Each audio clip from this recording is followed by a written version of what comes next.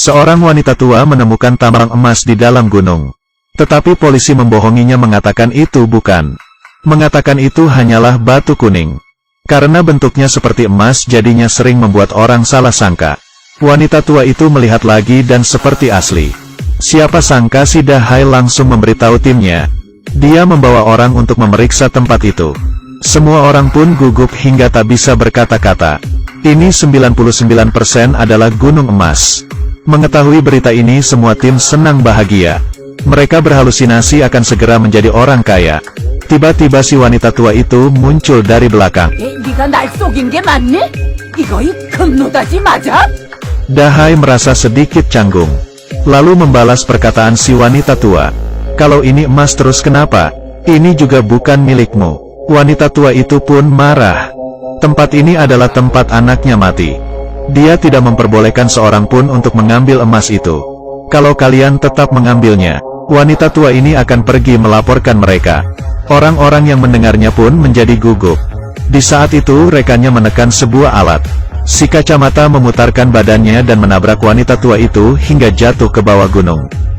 Hal ini dilihat oleh seorang pria tua yang sedang memburu di hutan. Semuanya turun ke gunung mencari si wanita tua. Sangat beruntung wanita tua itu masih hidup. Salah satu dari mereka ada yang menyarankan untuk membawa wanita tua itu ke rumah sakit. Tetapi Dahai menganggap itu adalah sebuah kecelakaan. Karena emas mereka memilih untuk bertindak kasar. Pria itu mencekik wanita tua hingga mati.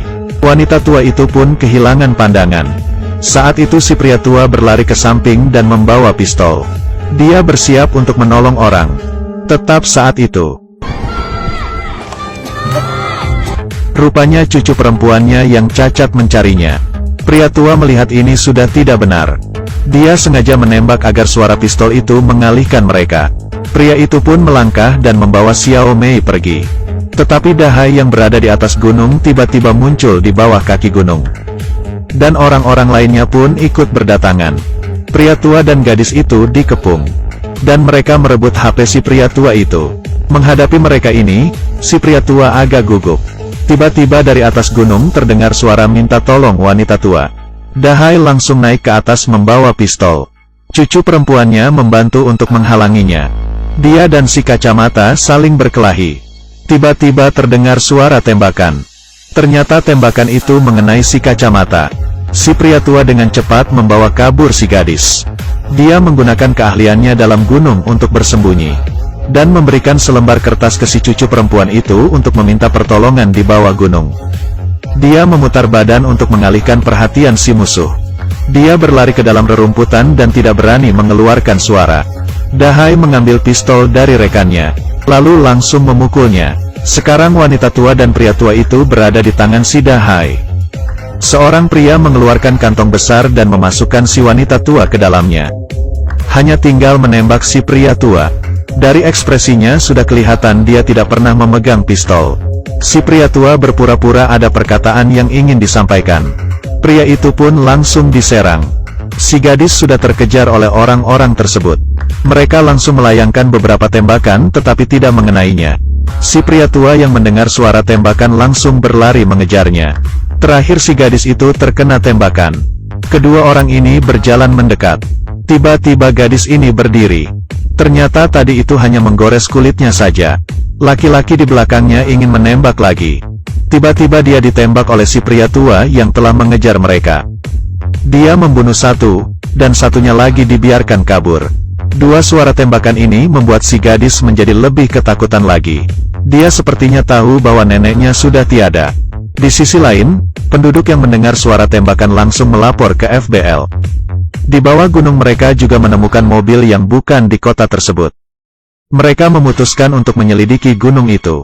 Dahai dan rekan lainnya menemui rekan lain yang sudah mati. Bawahannya baru saja mengurusi mayat rekannya. Tiba-tiba terdengar suara tembakan. Ternyata si pria tua sudah berdiri di titik tinggi. Dia menyuruh orang tersebut untuk menurunkan pistol dan mengeluarkan HP. Pria ini memasukkan tangannya ke dalam kantong. Tidak disangka dia malah mengeluarkan pistol. Ini pun membuat mereka menjadi ada kesempatan. Dimulailah medan pertembakan. Pria tua menggunakan pengetahuannya tentang medan perang itu dan gerak lawan. Jangan bermain-main dengan pemburu di pegunungan. Si pria tua memasukkan peluru satu persatu ke pistol. Menahan rasa sakit yang muncul dari dadanya. Lalu masuk ke hutan dengan postur tubuh yang luar biasa. Di sisi lain satu bawahan Dahai ada yang ingin mengundurkan diri. Katanya tindakan sekarang ini sangatlah bahaya. Suara tembakan pun terdengar. Ternyata dibunuh oleh pria ini. Si pria tua akhirnya menemukan Xiao Mei. Dia harus melindungi gadis ini. Ternyata beberapa tahun yang lalu dia adalah teman perang ayahnya Xiao Mei. Keduanya mengalami bencana di dalam tambang. Ayah Xiao Mei terbunuh karena menolonginya. Sehingga dia masih bisa hidup. Dalam hatinya merasa dia berutang budi terhadap gadis ini. Hujan di malam hari. Ada suatu cahaya terang dan menandakan orang jahat itu datang. Pria tua menembakkan satu tembakan demi melindungi Xiao Mei. Xiao Mei yang melihat kondisi itu langsung berlari keluar. Membiarkan si Dahai berhadapan satu sama lain. Pria menembak dan tersisa dua orang. Dia meletakkan Xiao Mei di dalam lubang gunung. Di sisi lain anggota FBL terburu-buru masuk ke dalam gunung. Mereka menemukan banyak mayat, tambang emas dan juga wanita tua yang dikubur di tanah. Pria tua yang mendengar suara pergerakan dalam gunung pun keluar dari lubang. Tetapi dia tidak tahu strategi Dahai. Karena harus mencabut akarnya. Dua orang melawan si pria tua. Hingga di terakhir menembaknya. Dua orang yang tersisa berjalan sangat jauh. Mereka berpikir akhirnya bisa menjadi orang kaya. Tetapi tiba-tiba terdengar suara tembakan. Satu orang langsung mati. Dahai menggunakan kesempatan langsung lompat ke dalam air. Si pria tua itu juga muncul di dalam air. Ternyata dia pura-pura mati juga adalah suatu strateginya. Dia berpikir si pria tua ini sudah mati kenapa bisa hidup lagi. Dan juga tidak tahu kenapa dia sangat melindungi si gadis itu. Si pria tua pun menembaknya hingga mati untuk menyelesaikan pembicaraan ini. Setelah mengakhiri semuanya dia berjalan kembali ke lubang gunung untuk menjemput Xiao Mei. Tiba-tiba dia ditembak. Inilah baru Dahai yang sebenarnya. Yang dibunuh itu hanyalah adik kembarannya. Hal ini pun menjelaskan kenapa dia bisa muncul di atas gunung dan di bawah gunung. Saat itu Xiao Mei berjalan keluar. Pria tua itu menahan kakinya untuk tidak melakukan sesuatu ke si gadis. Setelah dipukul dia masih menahannya.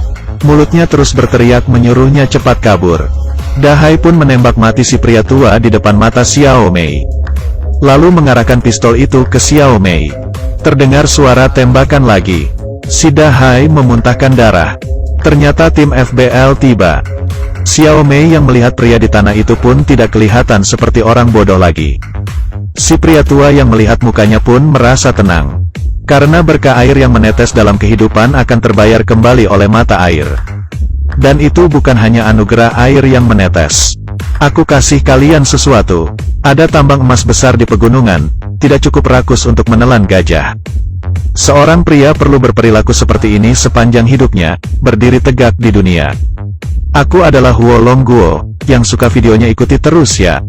Terima kasih.